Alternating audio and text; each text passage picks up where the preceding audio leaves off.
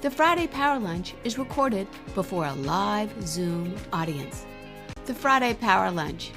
Badass women getting things done. Like I say, that's us. Every week, I like to be told I'm a badass. With that said, I'm Catherine White, one of the hosts for today. You're on Friday Power Lunch, and I am Fennell Martin. Right. Why don't we kick it off with a special kickoff for Friday? For February, actually. Yes, as everyone knows, it certainly is Black History Month, and the show and the theme could not be more perfect. We're going to talk about chaos, but we're also going to talk about the butterfly effect and how really small things can make a big difference. So I just wanted to point out one of those things. If I were to say to you the Montgomery boycott, you would probably think about Rosa Parks. But what I would tell you is that it was actually Claudette Colvin, who was a 15-year-old who was on that bus, and she was tired that day. And so she is the one who refused to give up her seat first and was arrested. And that's how we got the Montgomery boycott, which was 381 days of people resisting that tiny, tiny, tiny ripple. So we're going to start with Ripple by the Grateful Dead, and it's from Playing for Change. Right. Let's get that queued up, Dennis.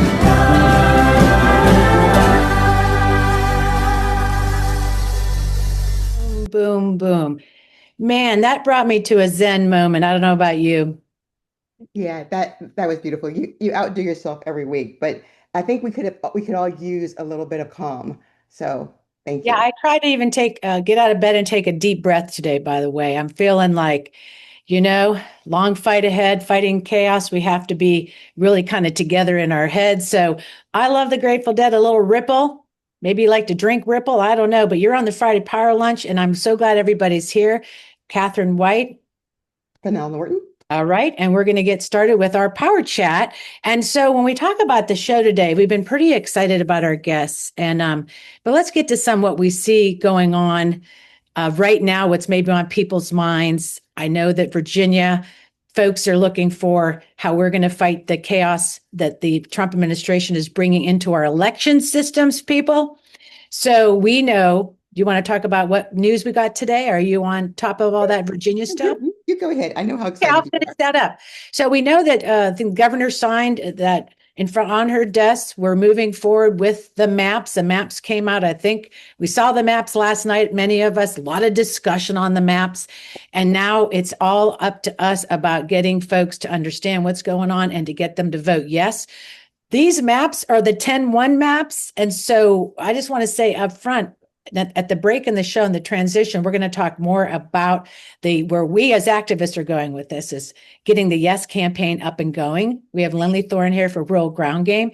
We've been planning it. We got stuff happening, folks. We've already designed postcards, yard signs, all this stuff. We also have a plan for texting and digital. We're going to need your help today, do a little fundraising to get all this to support our actions so we vote, get folks to understand why they need to vote yes. And that's what I'll say about what's kind of on my mind for Virginia, because it's a national thing. We have to do this for the nation. Yeah, I think sometimes when we think about this, you think that it's just for Virginia. But how we got here is because of what's been happening across the country with all of the other states doing what Trump asked them to do, which is to redraw their maps outside of the 10-year period, which is what's happening. And so everybody, as I continue to say, they always ask us to fight fire with fire. They tend to think sometimes that we're weak. And this definitely shows that we are not weak, that we are looking at what's happening and we're fighting the fight that we're in. And when you fight fire with fire, as I say, you need everybody to be in the fight with you. And that's what we're going to do with the Yes campaign. Yeah. So with that, I want to get us started. So, because I know we're very excited about the guests. And today, especially when we talk about how we respond in all this and the chaos, today we're going to talk about that in theory and the law, kind of a fun play on numbers, because I think there's a stabilizing effect around that, math can bring us around this, that kind of thinking. I just love that idea. And then we're going to talk about the law, because really, when we talk about another thing that fights chaos, it's justice, if you can get it. So welcome, everybody. It's February 6th, and you are on the Friday Power Lunch Live. It is, I can't believe it, our first Friday in February, and that that funny, what's his name, that chipmunk or beaver saw his shadow. So I think we have another 6 weeks of winter. Get used to it up here. We have 9 inches, but you are on season 6. It is our 240th show. We're fighting chaos by theory and the law. Our guest today, mathematician and writer, researcher, Kate Ehrkman. She is great. She's a math researcher, a writer who uses mathematical components and theories to understand human behavior and social phenomena. So we will be unveiling all the kind of great logic we can put around what we're dealing with today. And legal analyst, Justice Matters, Glenn Kirshner, first time to the show. Also, follow him on Substack, on YouTube, Justice Matters. I listen to Glenn a lot. I met him out in Shenandoah when he was so gracious with his time to speak at the committee, Shenandoah's fundraiser, and I'm just thrilled to death to have him here. He is a former federal prosecutor for 30 years, and he has that trial experience around that 30 years. He served in the U.S. Attorney's Office for the District of Columbia for 24 years, and he was also on the homicide section. He rose to as chief under that. So we are in good hands today when we want to talk about justice. So what I'm going to do is get out of your way and let you do your segment with Kate. And then we have some special, I want to say to people, get ready. We have some special protests. We're going to live stream in. Indivisible Alexandria is at a protesting a bank that's kind of behind the funding of ICE. And then we have a lot of things up our sleeve today. So stay tuned, keep your pants on and your coffee warm. I'll see you soon. Thank you, Catherine. Listen, I am so excited to have Kate Ehrkman with me today. She was introduced to me by Mary Rarick, my friend Mary. We talk about stuff all the time, and we are all overwhelmed with all the things that we're seeing. And she sent me this fantastic article, Does Chaos Theory Hold the Key to Our Power?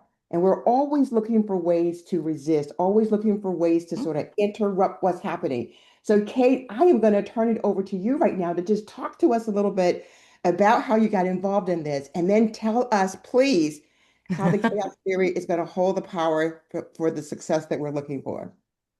Great, wonderful. Thank you so much for having me here. I've was so excited to be invited. I've been actually, even though I'm in Oregon. But I have joined the Friday Power Lunch a few times just as a viewer, just to see what's going on, because again, our mutual friend Mary, and wow, you guys are doing some absolutely wonderful, really knowledgeable, thoroughly thought out work and planning. And I'm a mathematician. I love the planning, so it gets me excited. So I'm very excited to be here today. And just to let everybody know, the reason what I do is I feel like there's so many things out there that we are scared of, or that, we look at and it seems too confusing. And I strive to make meaning, to explain in common terms how to look at something when you're scared about it, when you're like, how, why now, what's going on? Math is in everything. Math is in science. Math is the start of all the things. So when I can explain math, explain the background, the undercurrent that's going on, and put it in terms that we can understand and relate to, it seems like we can, ascribe meaning to it, and it can be less confusing and less scary, and ideally be able to give us some sort of patterning map of how to move forward with something that we want to have action on, but we don't know what to do. And yes. So Kate, so let me just jump right in, because when we see all the stuff happening every day, we sort of think that it's chaotic and that it's crazy and that it doesn't make any sense. But what you say is that it's not, that there is. Yeah. So many times we look at stuff that is looks random and happens out of nowhere, or it feels like it happens out of nowhere, and we say, "Oh my gosh, that's chaotic." And many times in the math world, we separate between something that's chaotic and something that is disorderly.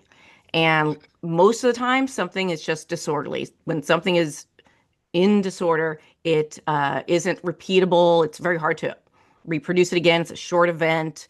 It's something that it just seems to come out of nowhere. And it does come out of nowhere. Whereas with chaos, which is what's going on right now, to be clear, that what's going on in this political administration is absolutely a chaotic moment in a series of events. The great thing about chaos that I love is that if it is chaos, that means it's a pattern, and that means we can actually take action and do something. So Chaos appears to be random when it starts, but it is a long-term series of events. It's a pattern of events. And I think the best way that I can say to distinguish between the two is that chaos and disorder they're fraternal twins. They're more than siblings, and but they're not identical. They are fraternal. And disorder is the one that does things in short term, and chaos is the one that's like been mapping and planning and manipulating things. And that's what we have going on right now. So let me ask this. So in all of these things that we see, there's something that comes out every single day. And it was just a barrage of it when he first came in and started to sign all the executive orders. So when that happens, if we can understand the pattern, then there are things that we can do about it. So Yes. let's talk a little bit about understanding the pattern and what we should be thinking so that we can be thinking about the right kind of actions. And I do also want you to talk about the butterfly effect because I think we all, with all the Sure. butterflies, want to really have a good Yeah. understanding of what that is. Yeah. So I'll actually just put that in there real quickly first is the butterfly effect. A lot of times, the way to think about the butterfly effect is that it is not a bunch of coincidences. It's not happenstance. Butterfly effect, what it means is that, and what people will say, I think is the most common way to think about it, or like in Jurassic Park, the movie, they'll talk Mhm. about, butterfly wings flap over here and tornado happens on the other side of the world. Mhm. And yes, but what's important about it is that it's about the effect that those butterfly wings had. And then that butterfly isn't what made the tornado happen. What happened is that the butterfly wings flapped and then some other little thing happened. And the result of that one, it made something else happen. So again, it's that long series of events. It's not just one thing that makes something chaotic. It is bunch of little things that affect this next little thing, and they're all just so specifically happening that you end up over here with a tornado. Okay, cool. So there's your butterfly effect. So when we were talking, when I was sort of introducing and talking about this, we were talking about the butterfly effect, that Yeah, sometimes it's tiny things that happen and that the person might not even realize that they're doing it all the time, which is yeah, the civil rights movement. There were all of these things that happened that were a disruption. So hmm, let's talk about that because you have talked to me about the fact that there are these nudges, you call them nudges, that things yeah, that are happening, and then we have the ability to, if we understand where to put them, we can affect change. yeah, sure. So with affecting change and doing those little nudges, when you think about a chaotic pattern, something chaotic is going on, think of it being like a normal every day is this straight line. We're going Mhm. along, we're doing our things. With chaos, when chaos starts, the train leaves the station first off. When chaos starts, you can't put it back in. You just have to track it and figure out where you can affect it along the way. And when chaos starts, is the tiniest little, it like you got your flat line and then it comes off that flat line and it's really small. It's Mhm. imperceptible, I don't know that word. You know what I mean? Mhm. It's a tiny bit. Um, and it's a good way to associate to try to understand is climate change, unfortunately. Mhm. Mid 18th century, industrial revolution, fossil fuels, that's what made all that stuff uh, that was the beginning, really. And then all these other little things kept happening, and then it went really off course. And by the time it's really off course, which is where we're getting to right now, it's just a lot harder to try to bring it back down to where we want to be on that one straight line. So with chaos, and the sooner that you can identify where the places are that you can be effective, the better. But that doesn't mean that you can't do these nudges, these pokes in these particular places during the whole life of this chaotic event. So I I break it down to six different places, six different conditions to look for to do those nudges. And well, it's always led with chaos, you know it's happening because it's going to be led by one person. We all know who that is right now. Mhm. And when you can see that something happened and you're like, that's weird. I with Trump, I say it is when he was going down the escalator rather, in Mhm. during his 2016 campaign. You're like, that's odd. that's weird that no one, I haven't seen someone do it like that, but okay. And then they keep doing these odd little things. Mhm.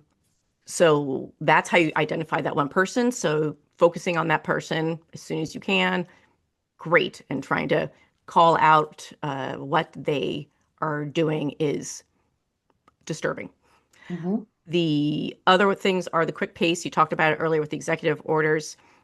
There's going to be a lot of aperiodic behavior, not to get Mhm. too mathy, but it's just stuff that's going to happen, not be paced. It won't be consistent, but it's just going to keep coming and keep coming. You can't predict when the next thing's going to happen. You will start seeing those patterns. That's the third thing. And those patterns start becoming the norm. So we used to do something in one way, and now we're doing it in this other way. And now we just don't even think about it. We're like, oh, I guess that's how we do this now. Not great. We don't want to have this new norm. There was a reason that there was this other normal in place. Then there's the turbulence as the fourth condition. You are, and this is a great place to poke, and I think that is where we're doing a lot of poking, a lot of nudging right now to try to get it back down to the steady line. So that's resisting, that is protesting. There's a lot of emotion that's going on during these turbulent conditions. And then what this is actually my favorite one. It's called the basin of attraction to get all mathy on you, but it's basically it's the limitations. And when you can affect the messaging or the actions, the chaotic events that are being projected, when you can affect them and keep them contained in some way, fantastic. So when we get down to the redistricting. How can we mess up what the limitations are that that person or that group thought they were making? They were going to make chaotic in such a huge way. How can we, stop him from grabbing Greenland? How can we do the redistricting? How can we mess up what the parameters are, what the borders are of where this chaos can reach? And that's wonderfully disruptive. And then the last part is the feedback loops, Uh-huh. and he's messing up a lot of it himself. A lot of his folks are. So the quick thing I'll say about feedback loops, when we think about feedback loops, positive feedback loops are the bad thing. Mhm. Sorry. The negative ones are what we want. So positive, if you think of it like you're at a concert and you get the feedback, the audio feedback, which Mhm. is abrasive and very annoying, which I know it's abrasive and annoying. It's because things are moving too quickly and there's no room, there's no space for listening, there's no space to let something circulate and come back and let people think about it. So what we want to have is the negative feedback. What we want when we're talking about nudging and talking about having other political leaders who are in line with what we're talking about today, we want them to hear us. We want to speak and be heard. We want to make these new foundations where we can circulate information as opposed to it going by so quickly and it gets all jumbled and you got to cover your ears and you run out of the room and you're like, I can't deal with this. And then all of a sudden, no one's protesting and no one is pushing back. So I have a question about that. So one of the things about the nudging, and so Minneapolis, where does it fit in on your six things? Oh gosh. So is it the turbulence? Is it because they sort of really sort of are they overstepping? Because that's something else where Yeah. authoritarian do they Yeah, tend to. I would say it falls into the turbulence. I mean, they decided what their basin of attraction. They decided that they had they weren't limited. They could bring ice in. They could do whatever they want. And they could keep pushing and pushing and pushing. So, it is pushing those limitations, those barriers, and it is playing on the emotions, the turbulence. It's pushing back in their own way of resisting those that are trying to resist. But they're doing it in such a chaotic, such a over the top way, and they're doing it in a very pattern way that they're, unfortunately repeating doing it. And then it gets to a point where we're saying, oh, I guess this is how it's going to be now. And no, we can stop it.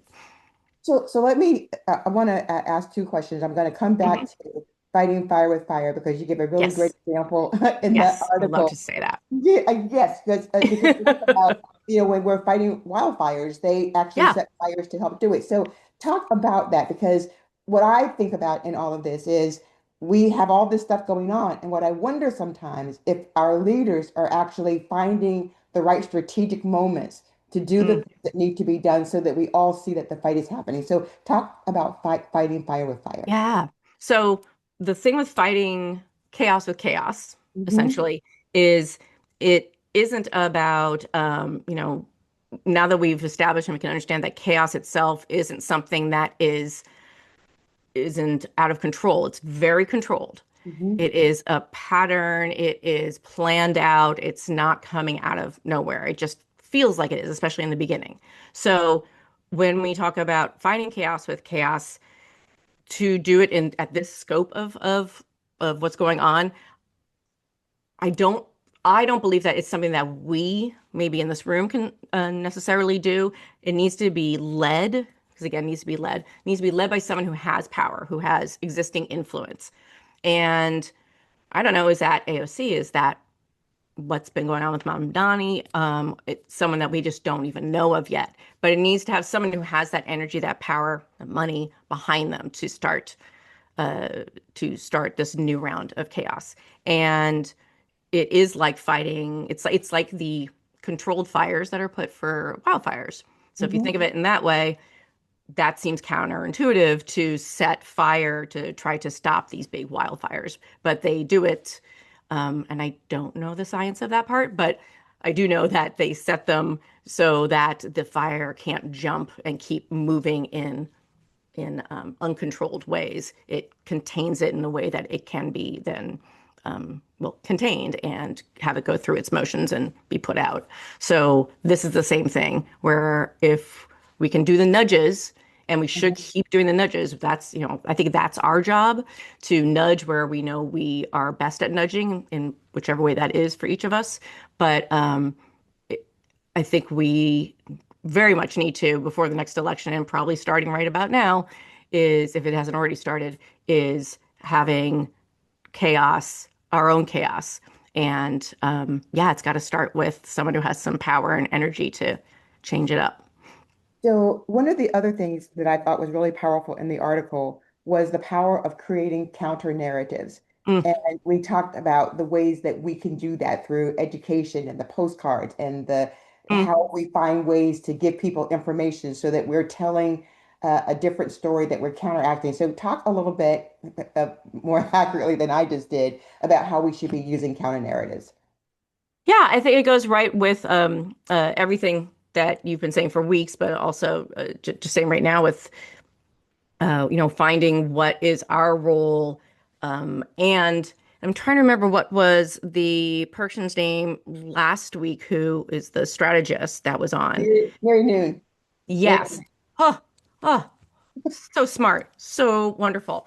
Mary was talking about how we need to have this one messaging, how we need to, some sort of populism, really, be able to have this one broad representational thing that we are all together on, that it's some unwavering belief, Mhm. because that's what Trump did as he brought people together. It's this unwavering belief of injustice, and we all need to band together. And we need to, those that are doing the counter need to have this too.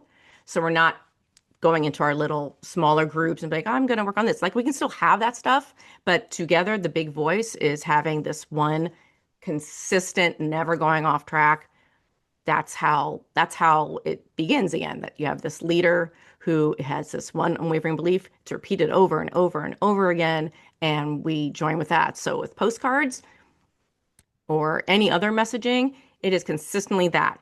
In other conversations, absolutely talk about all the points within that, but having this one, whether that's, going back to Obama and hope, there's something that there needs to be this one unwavering message. So I would say one of the things that we talk about in our postcards, and I don't know if Todd is here or not. I think he's been trying to catch me all week, but we talk about nobody voted for this. And so Mm, sort of like a way to say, here's all these things that are happening, and nobody mm, voted for this. And it doesn't matter whether you did vote or yeah, you voted for him or not. You didn't vote for all the chaos and all of the anxiety and all of the right. cruelty. Nobody voted for that. And so that is a way that we can think about it. And also, I see Catherine here, but I also just wanted to say we're going to be talking to Glenn Kirshner, which I'm really excited about. But if you were just going to leave us with, and you're going to be in the after chat, you said you're going to be in the after chat, so we're really excited about Yes. that. What is the thing that our leaders, so you said we should have one person who's really sort of leading the way. If you were just going to give them like, a few seconds of advice to say, hey guys, in all of this moment that we're seeing, here's what you should be doing. Is it recognizing patterns? Is it doing something specific? What would you say that we might be missing now that we should be doing? It's okay. You can tell us. You can take Um, it. oh gosh. I mean, I honestly, yeah, yeah, I don't like to be prescriptive because I don't know what's going on behind the scenes and with so many politicians. I don't know what they're talking about, and they could be 20 steps ahead of where my brain is They're thinking not. we are. We're not. Ugh. I think they are. But it's using the power that they have. It's our politicians or upcoming politicians, because that very well may be it. It very well may be Gen Z coming up, banding together, having that one unwavering message, knowing how to communicate, and being able to very clearly call out and find people who are trustworthy in the other camps, who are trustworthy. Again, I think she was saying it last week about meet people where they are. So knowing what that audience in this state and that audience in that county, what their main issue is, what they are upset about, and making, doing good media work, media training, and having it go back up to that one unwavering belief, this new thing that we can all get behind. What It's, do you think, Catherine? you know us, we don't wait, right? So we bubble up the grassroots, and I think sometimes that's where we make that change. And I love it in the sense of the nudges. It's like looking for that policy open window where you can sort of start to know you can push certain things. Minnesota was one example of that, when we really saw when things got really, when that Renee Good was shot and different Alex Preddy, it just opened that window of opportunity to nudge. In my way, I see it as breaking through to get more people to see what's happening in a way.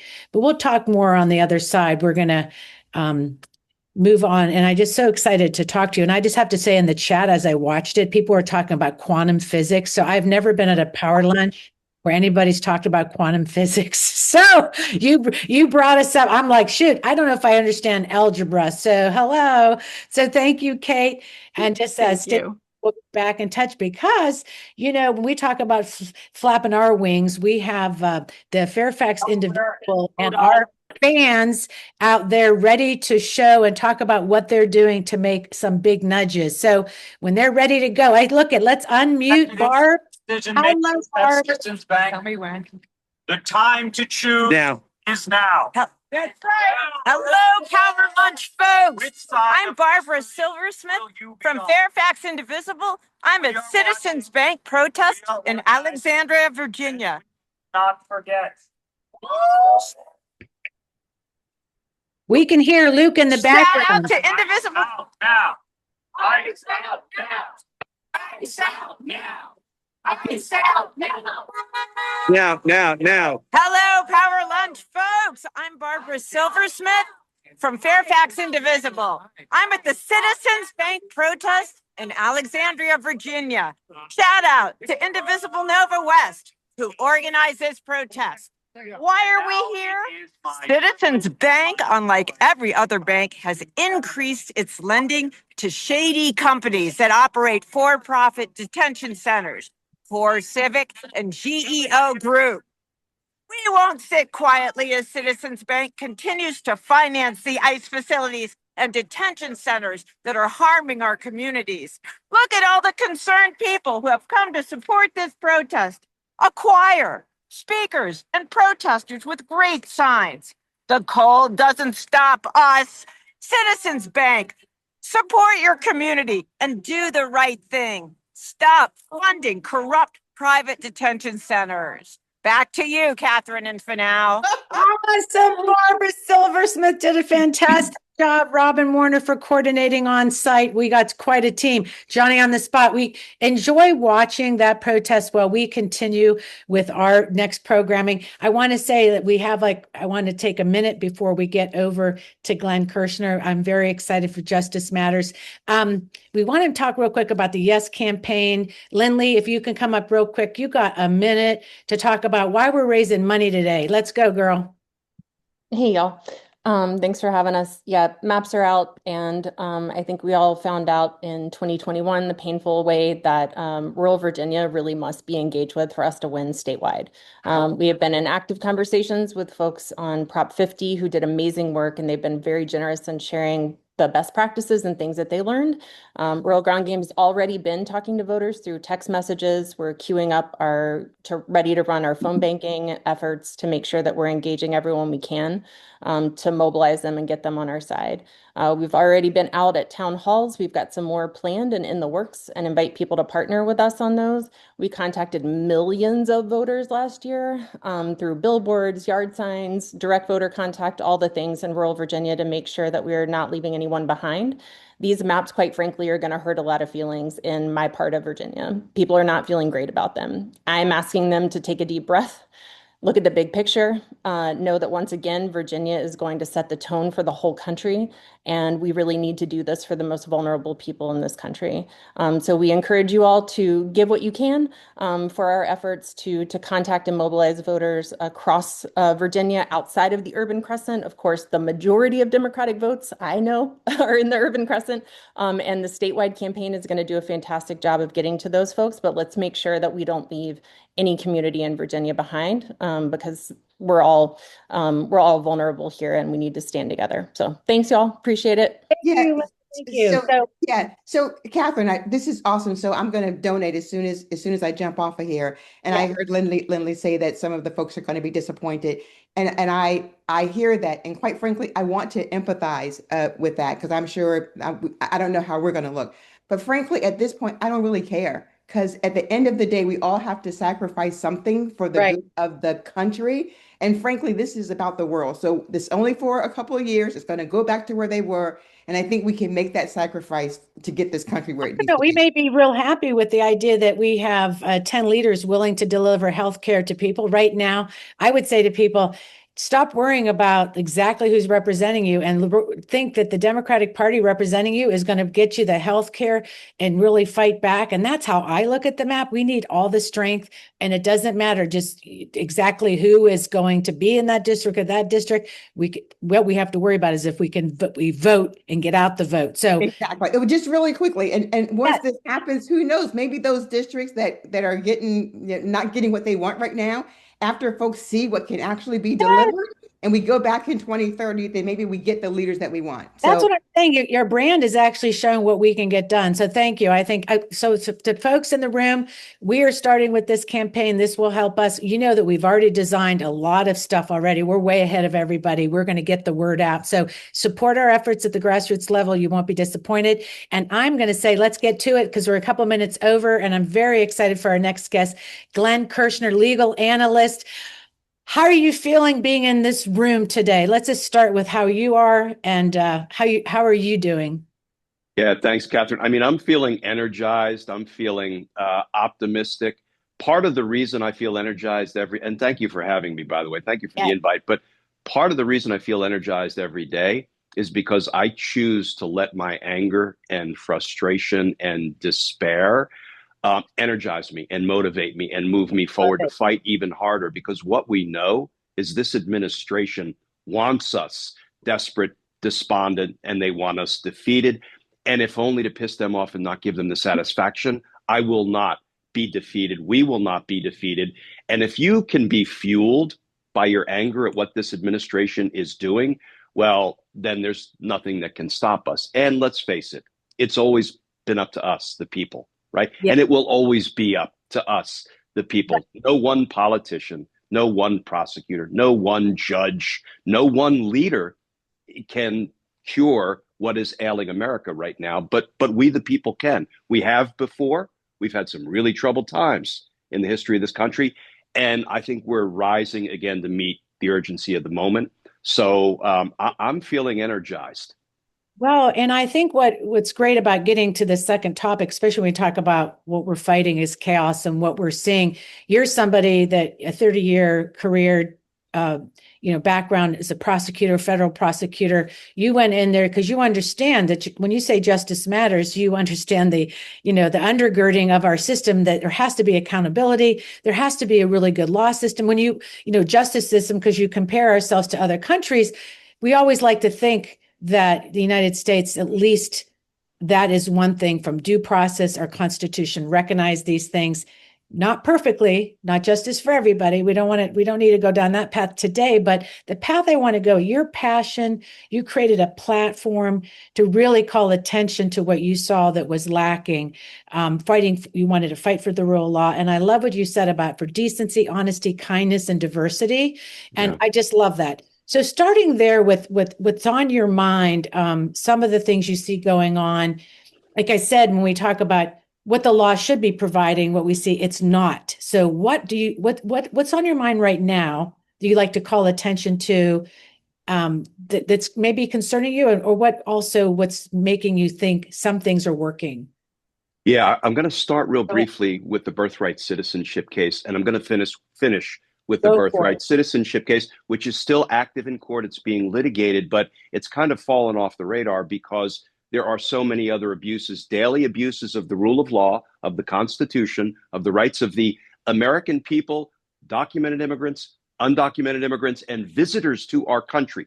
Everyone is being abused by this administration. But the reason I like to start with the birthright citizenship case is because on day one of his second term, somebody slid a constitution under Donald Trump's nose, a document that I am still convinced he has never read, as evidenced by the fact that just the other day he said, I don't see why state elections aren't federal, aren't nationalized. Well, it's because of that pesky Constitution, which says the times, place, and manner of holding elections for senators and representatives shall be prescribed in each state by the legislature thereof. He's not read the Constitution.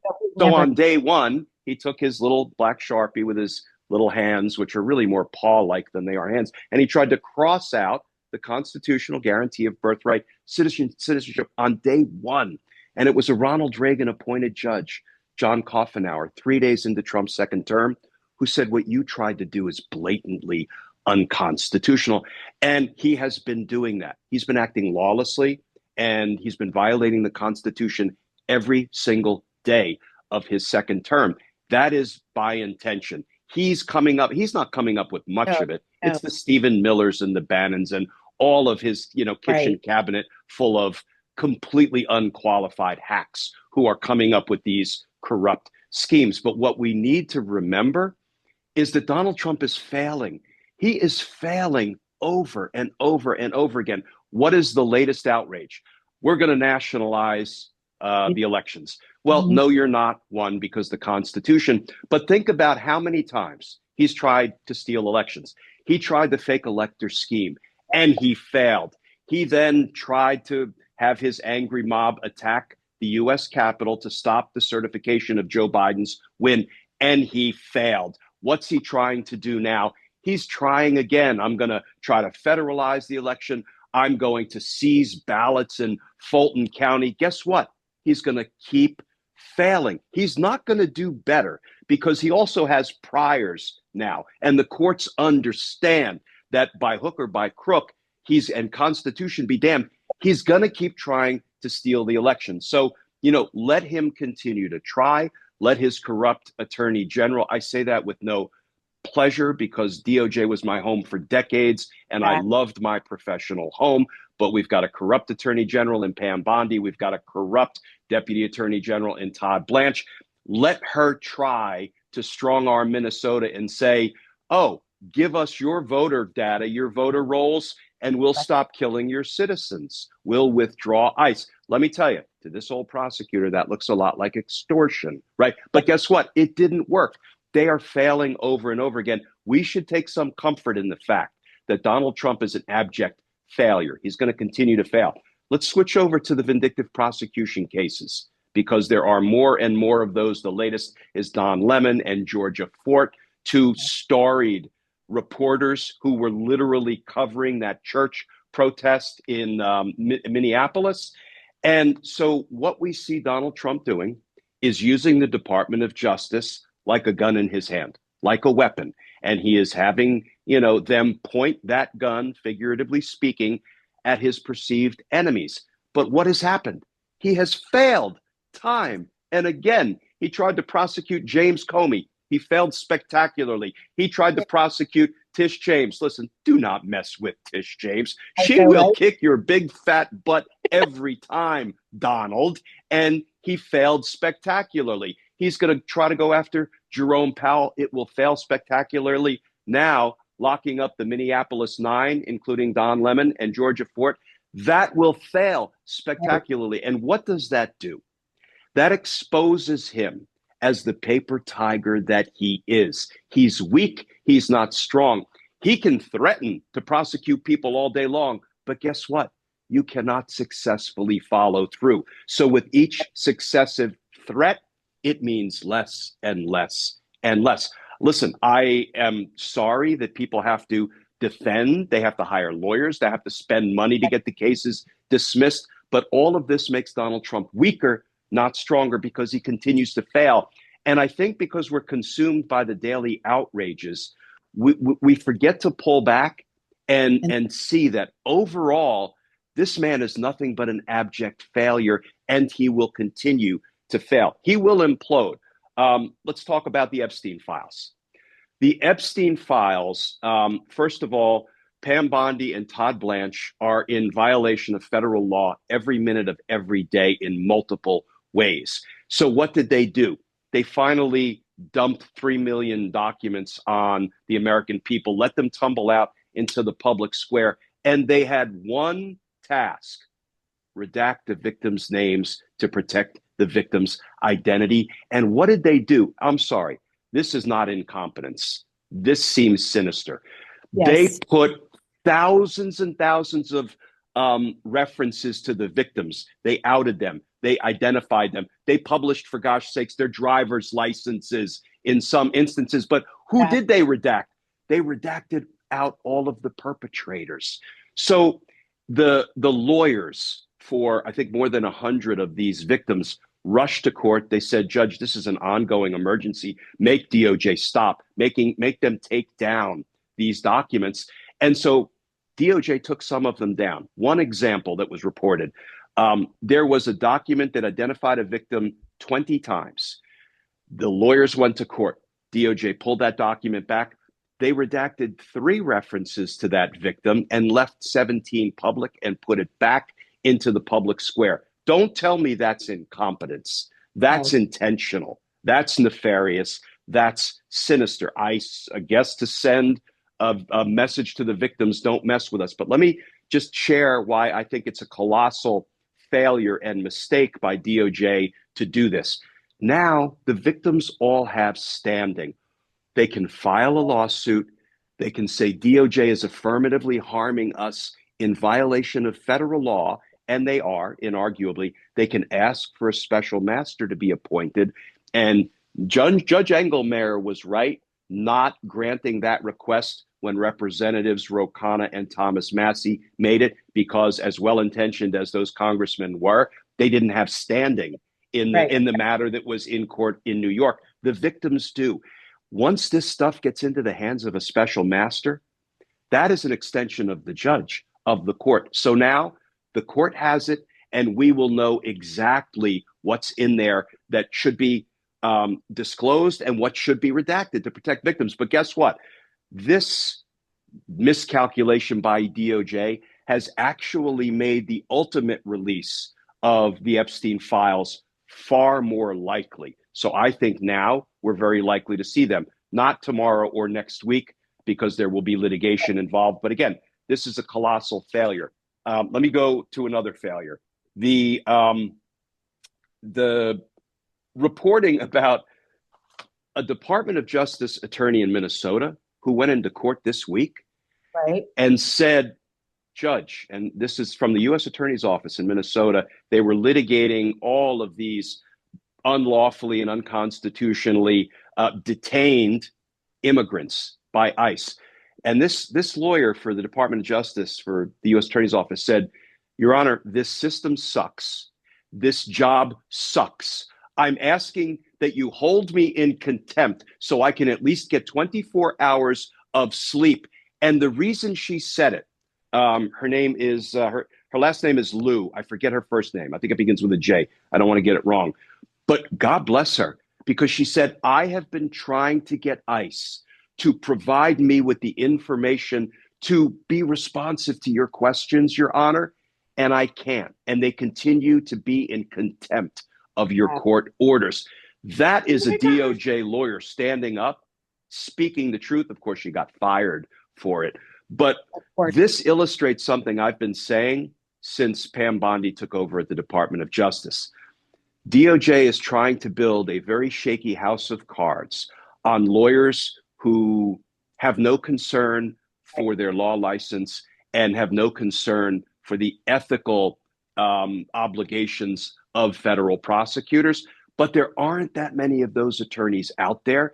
And the whole DOJ house of cards is collapsing.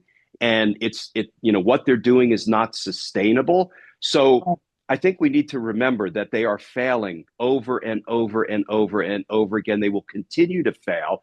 And eventually the Trump administration, I believe, will implode. I believe he will fall from power. We have to peacefully hasten that along by making sure every day we're standing up and speaking out, staying strong, rallying, protesting. But let me just finish up, and I know I can go on. I'm listening. I know you can. I'm loving. Just please. I can go on forever if you don't. Sometimes you need to get the hook and just pull me off or well, play the I'm music. just letting it roll. I have things but go ahead, please. Okay. Here's the last thing I want to say, because I want to go back to the birthright citizenship case, because it illustrates something that wasn't intuitive to me, but I've been talking a lot about it recently, yesterday, and it's about nonprofit organizations. Nonprofit organizations that go into court every day and they fight for our rights, literally and directly, even though we don't pay them, we don't retain them as our lawyers, they don't represent us, but they're fighting for our rights. So yesterday I interviewed Skye Perryman, who is the president of Democracy Forward. They have countless cases in court where they're fighting for our rights, protecting our rights, and they're winning. They're just beating the pants off the Trump administration. So the birthright citizenship case, the minute the Supreme Court first got its hands on that case, what did they do? They said, well, we don't like nationwide injunctions anymore. I mean, they liked it when Trump was doing it, but now they don't like it anymore. But they left the door cracked open for class action lawsuits to protect people who were affected by the birthright citizenship revocation that Donald Trump attempted. 4 nonprofit organizations didn't walk to court after that Supreme Court ruling. They sprinted to court, and they went in there and they almost immediately convinced the judge to certify a class of people who were harmed by Donald Trump's birthright citizenship revocation. Those people are every single infant born on American soil from February 20th, 2025, which is the day it went into effect, and even unborn infants. If they are born moving forward, they're already automatic members of the class that the judge certified. And the 4 nonprofit organizations that did that on behalf of all born and unborn infants, protecting their rights, it was the ACLU, the NAACP Legal Defense Fund, the Asian Law Caucus, and Norm Eisen's Democracy Defenders Fund. So what I have been trying to say, I don't like to tell people who to donate to or who to support. Obviously, we're always talking about supporting our candidates for office, and that's great. But I would also ask people to consider supporting the nonprofits that are running into court and fighting for our rights every day. ACLU, right? I mean, easy. There's so many groups up there, like a few that are really, Mark Elias' group, Democracy Docket. I mean, we've had them on. So I love the rundown because, one, it just shows that actually with the chaos going on in the system, is holding where it can hold. And I think you see, like yourself, this career. One thing I love listening to you, your passion and your love of what you did, and the belief in our law. I mean, it really has to be that Lady Liberty and Lady Justice. It's really how we roll, right? And without it, mob bosses like Trump, they see the ways to try to take advantage, and they're trying, to me, every door they can, right? Yeah. Every door. And it seems crazy. And then we talked with Kate about chaos, and that's why it feels that way. But I love that you brought down that there's some accountability. I want to just end on some things. One, I'm just because it's actually on my mind, because Pam Bondi was on today and they questioned her about Tulsi Gabbard and the head of the CIA. And she's like, we're close as crooks. I know she didn't say that, but we're inseparable. And for you, what was the first thing you thought of when you heard those words? Oh, well, first of all, she wouldn't answer the question, no, right. Because either Trump or Tulsi Gabbard or Pam Bondi have been caught in a lie. So she wouldn't answer the question. Right. But, it just kind of goes back to why I think Tulsi Gabbard was down there, because all of the other criminal schemes to try to steal the election have failed. They've pivoted to a new one, and it's plain as day what it is. Tulsi Gabbard is part of the intelligence community. So what are they going to say? Oh, it was outside interference in our elections, and so we need DNI and the CIA. And no, this is the latest transparent criminal scheme. That's why she was down there. And this one's not going to work any more than the last few worked.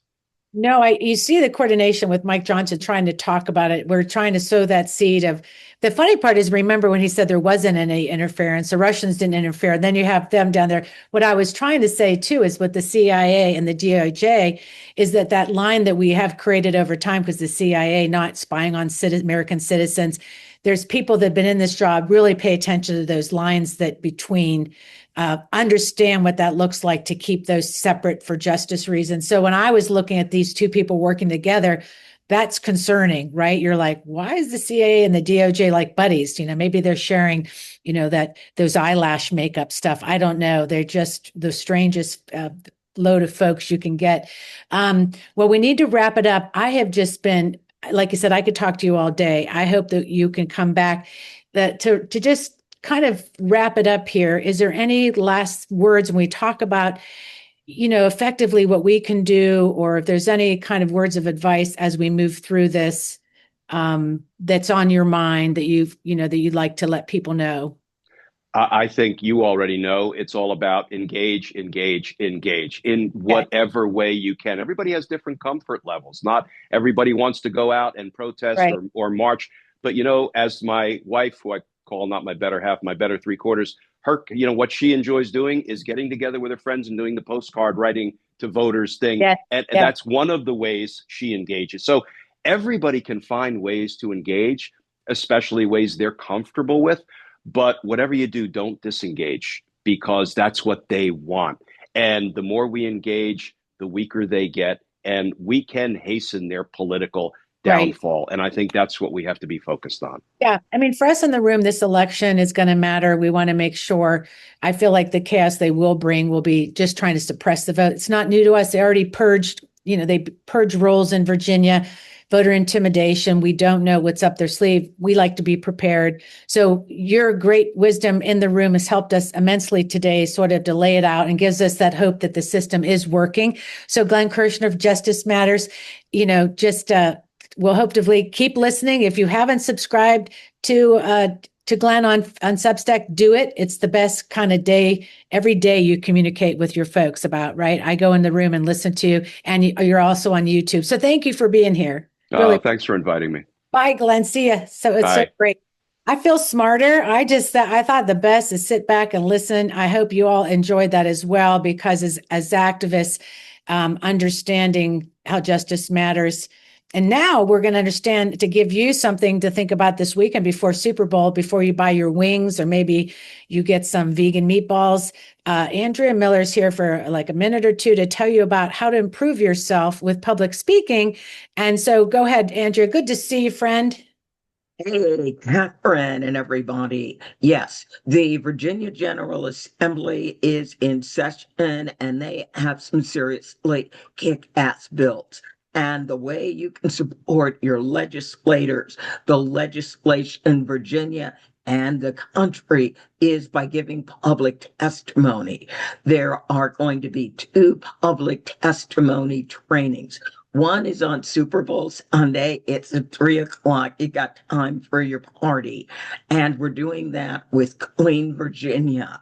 There will be another one on Wednesday night for people who want in-depth training, maybe some role play and a little hand holding. So our policy director will be doing that. I am dropping that link in the Tell the chat. best part. Who's going to be there on the? Oh, on Sunday, our new Ranking Lieutenant Governor, Ghazala Hashmi, will be opening up. So be there at 3. She's going to open up. Awesome. So All right. thank you, everybody. And I'm dropping the links in the chat. Drop away. So look, anybody that wants to improve, one thing about public testimony, people get nervous. There's a lot of things we could support with the bill. So this is great. I think in general, just about public speaking, before you make your big dip and get ready for the game. Thank you, Andrea. All right. So friend, it's that time of day. I just love today's show was awesome. It went so fast. And, I have to say, between Kate and Glenn, we really tackled some chaos. Yeah, I was going to say really quickly, I love the way that all the things that Kate talked about in terms of what we should be doing. The court cases, in terms of those nudges and where you jump in, are exactly the things that Glenn talked about. So this is all connected. And so we just have to know where you can pop yourself in, because there are things that each of us can do individually. And I'm sure we can talk about that in the after chat. Yes, those ripples that are rippling through everybody's mind, what you all are doing, and that we showed Indivisible West, the Fairfax out there creating ripples around what's happening with ICE. We know in Virginia, and across the nation, people are protesting, supporting Minnesota. We know that they're going to be moving into other states. So folks, we need to stay on top of it. But as Glenn said, we do see failure after failure after failure. And, it's tiresome. And I think that's why the Zen moment today, paying attention to our breath, paying attention to really living the way we need to live by being together in community, because community counters chaos. With that said, I want to thank our guest today, Glenn Kirschner. Make sure you follow her. Kate Erkman, a new friend, and she's going to stay in the after chat. And this is going to be so great. And next week, we're going to have Michael Pope here talking about what's going on down in Virginia. And it'll be exciting because of the maps and all the different things going on. We'll be continuing every week, putting you up to date with the Yes campaign. Vote yes. This will be the place to tune in for. And I'm trying to think who else is coming in with Michael Pope. I know we have Louisa. Isn't it Lauren? Lauren Burke is coming. Oh yeah, Lauren Burke's going to be here. Our friend Lauren Burke will be here reporting in. It's always great to talk to her to see what's going on. I know she was really doing a lot of reporting about the Stephanie Guthrie's mom that's missing. Valerie Guthrie, mom that's missing. So she's been really, she's all over reporting. So I want to say thank you to our patrons in the room. If you're a supporter, thank you so much. Look how great you are. We love you. And if we can get some more February supporters, and if you can put also some money in the cup of the Rural Ground Game Initiative, you will not be sad. I'm going to say something to you. Your money will be well spent. We have some great already graphics made because we're on it, right? And I want to thank the team up there. Let's give a cheer out to the Friday Power Lunch crew. Woo, woo, woo. And let's... Great. I love it. So let's roll to the other side and get ready for